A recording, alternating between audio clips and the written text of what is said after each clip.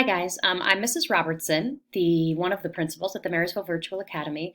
Parents, I wanted to show you guys really quickly probably the best way for you to keep track of where your student is with virtual learning and how successful they're being.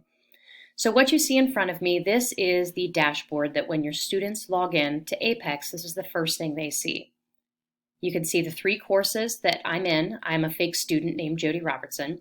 If you hover over it, you can see the name of the teacher that's teaching it. So Mrs. Everett here, you can see Mrs. Hicks here.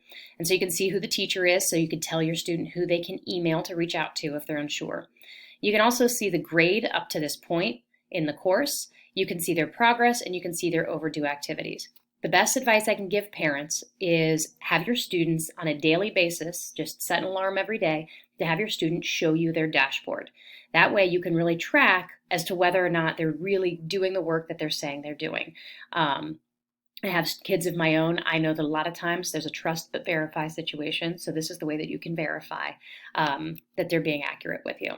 So you can see here with Jody Robertson that she's doing really well in physical education. She's up to date. And you can also see that progress-wise, if you hover over that, you can see that Jody's 20% of the way through the course. She's on schedule to get it done on time, and she doesn't have any overdue activities.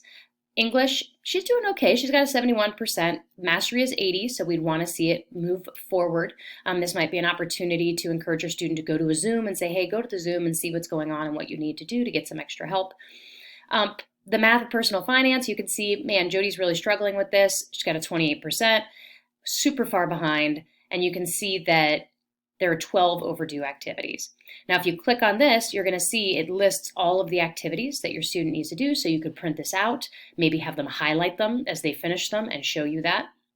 Another feature that I just wanted to make sure you and your student were aware of is the calendar feature. So over here on the right-hand side, you can see there's a calendar.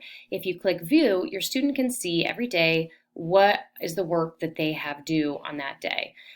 Keep in mind, it might look like a lot, but it's really your student is supposed to be doing a full days of schoolwork. And so if you were in school, you would definitely do this many activities in a day of school. It represents probably your student should be logging 3 to 4 hours a day on Apex. Some really fast learners, it might be a little bit slower. If you are a little bit like more detail oriented or you're just a little bit of a slower reader, it might take you a little bit longer, but that's kind of the average. So that's the basic gist of Apex for parents so that you can support your kids.